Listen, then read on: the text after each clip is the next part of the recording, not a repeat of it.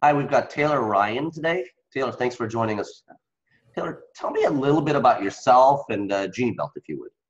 Sure. I have been in the startup scene for about 10 years. I've lived in Washington, D.C. prior to coming to Copenhagen, Denmark, and basically came out here to visit about a year and a half ago and decided this place was for me. Okay. And so I ended up starting with this very interesting, very different software company. It was originally 6 people. We've grown all the way up to close to 26 now, and that was almost 9, 10 months ago. Okay. So basically, yeah, what we do is software for the construction industry.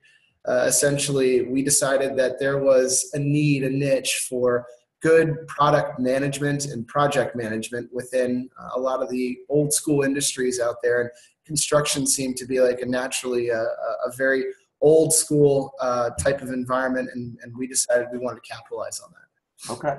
And what is your personal role at the company?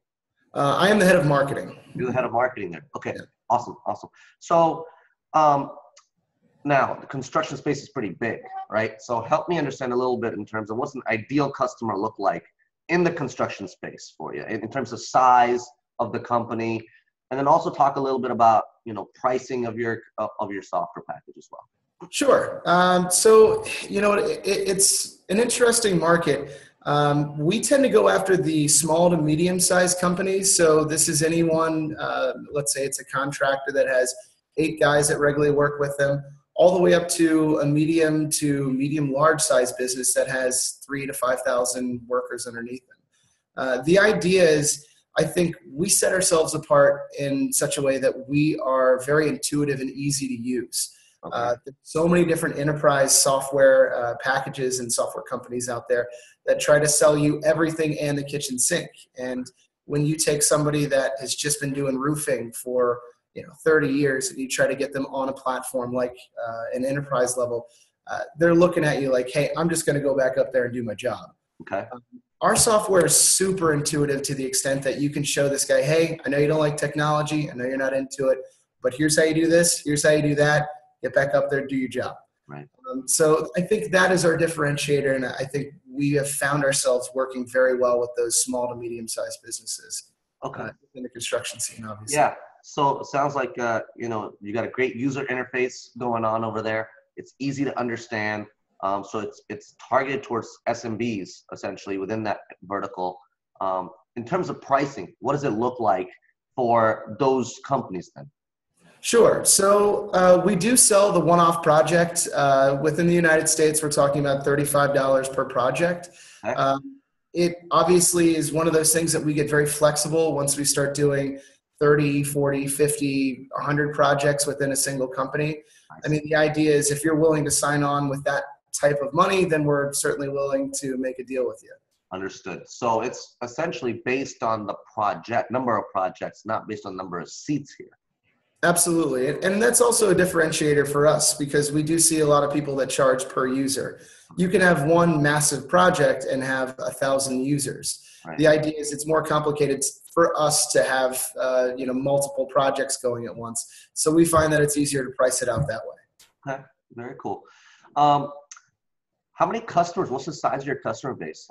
I know your team has rapidly grown. And so talk to me a little bit about the customer base. Sure. We're growing month over month. Right now, we have about 15,000 users. Of those, I'd say the active customers is close to 1,000. Okay. The goal is we are trying to expand into the U.S. pretty immediately.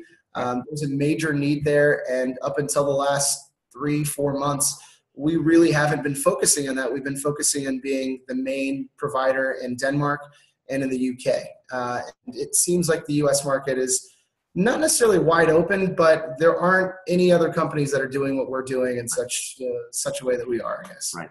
So Taylor, I'll be honest with you. It's like when I look for software, and it's kind of scary because there's so many different websites now with all kinds of names, and you really don't know who's running the companies anymore. And so if I'm gonna go ahead, it's not the $35 that bugs me, right? It's the fact that hey, I'm essentially relying on your software to run my business, right? And so it's a big commitment. So I guess my question therefore is, what are some of, with this large customer base that you had, like you said, you've got about 1,000 plus customers.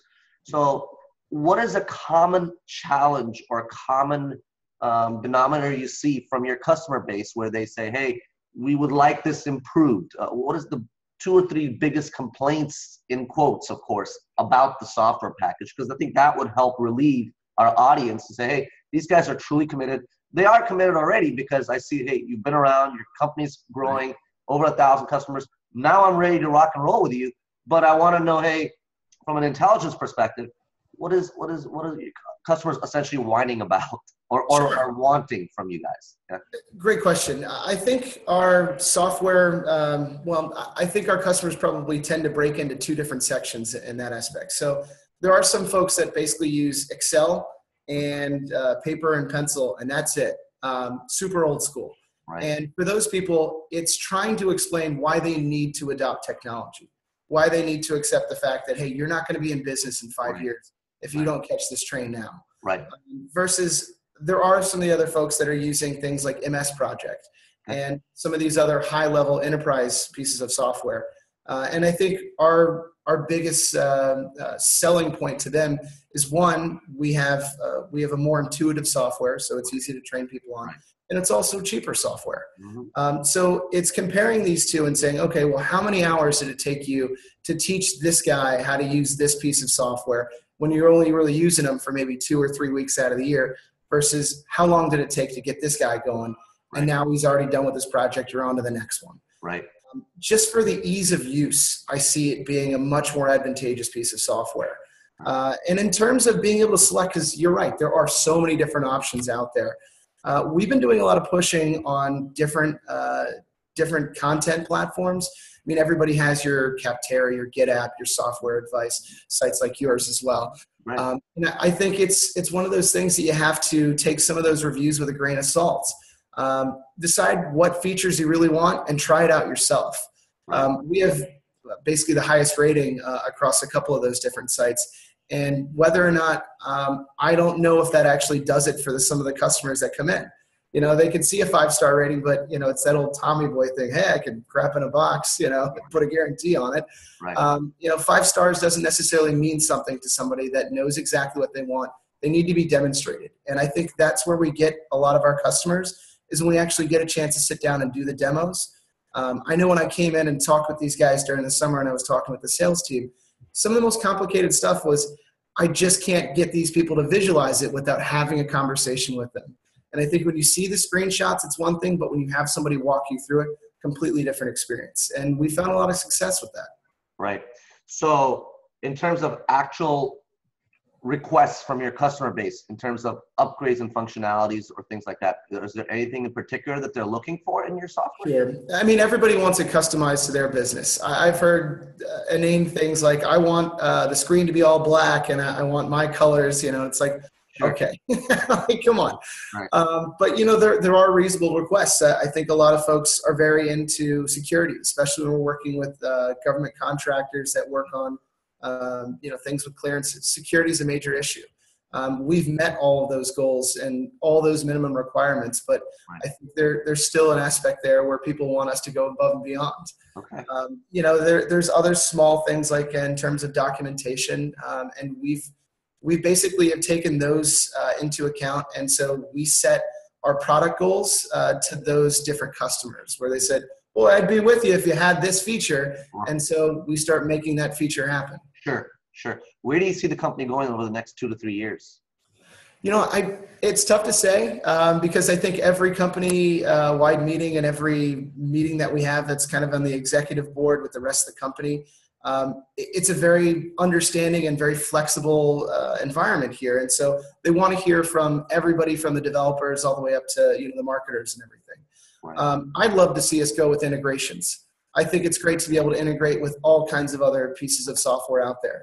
We don't intend on being everything in the kitchen sink. We want to do one thing extremely well and integrate with the others that are doing a great job. That, in my eyes, is probably going to be the difference between us trying to say, well, let's add that feature, but let's not do it too good. And let's try to add that one, but we're not really sure what we're doing. Yep. I think we have a really good product here in terms of being able to set up tasks and schedule those, Right. and continuing to get better user experience and continuing to sharpen some of those pieces, those features, and then integrate with others is going to be why we'll be around in 5 to 10 years. Very cool. You talked about adoption before, right? And I think that's a critical thing. I mean, you hear of all these stories of 80% of CRM implementations fail. Not necessarily because the CRM package isn't doing what it promised, but adoption. Users don't use it. Right. They don't want to take the time to enter things in. What type of adoption rate are you seeing from your customer base? Depends on where they come from. So if they're coming from an environment where they're using Excel, we allow them to do an automatic import from Excel. If they're using something like, let's say, an MS Project or one of the other enterprise platforms, we can certainly do MS Project. Some of the enterprise platforms, it's going to be a little more complicated for us to start a project off when they're halfway through it and re-import all those different dates. Right. But it's not impossible. And that's something that we're getting better at as well, is really making sure that people can say, if I cut my ties at this company, how seamless is that start with you guys? Right. And that's very important to us. Right. So that's more of migration to me. I guess maybe I didn't, portray myself correctly in that if I buy your software, right, I'm paying you the fee. Now, how likely is it that I'm going to actually use the software? And my employees are going to use the software. That's what I meant. I'm sorry. From an adoption perspective. So it's like, okay, so you've got 10 customers that pay for the service. I bought a lot of software over the time, and sometimes I don't use it. And it's like, wait, why am I still paying for it? Sure. So cancel that membership. How many of your customers actually truly use the software as well? Well, I think it's one of those things it's very seldom for us to discover a paying customer that hasn't logged back in within a month to 3 months. Okay. Every once in a while, we'll find a one-off customer that has had a project that's been stagnant, but it's certainly not 3 or 5 projects all at once. Yeah. The idea is that we have a bit of a different industry here, and the way that things are organized is in a Gantt chart form. So basically, when you're building a house, you need to make sure that your foundations is built before you have your second floor and your third floor windows put in. So the idea is that everybody needs to be in that system to understand what's going on. One of the most important things is when you report a problem, everybody on that different that project is aware of the problem. So if that means, hey, the concrete isn't showing up today, don't send in your welders because there's not going to be anything here for them to do. Everybody needs to be on board. Otherwise, you end up having contractors that show up and say, well, I'm here, so pay me for the day. Right. And also, it's another reason to incentivize people to get on. Hey, we're not paying you. If you had logged into the app, you would know you didn't need to show up because it's raining today or what have you. Right. Okay. Very cool. Now, if I'm interested in subscribing to your service, is it strictly an online sign-up process? How does somebody actually sign up with you guys? Sure. It's just a simple matter of going to GenieBelt.com, Genie like genie in a bottle and belt like around your waist. All right. So GenieBelt.com, and it's a very simple sign-up. You can also book a demo and have a salesperson walk you through the process within about 5-10 minutes. All right. Well, thank you so much for your time today, and thank you for sharing the GenieBelt story. Appreciate it very much. Thank you for having me. I really appreciate it. For sure.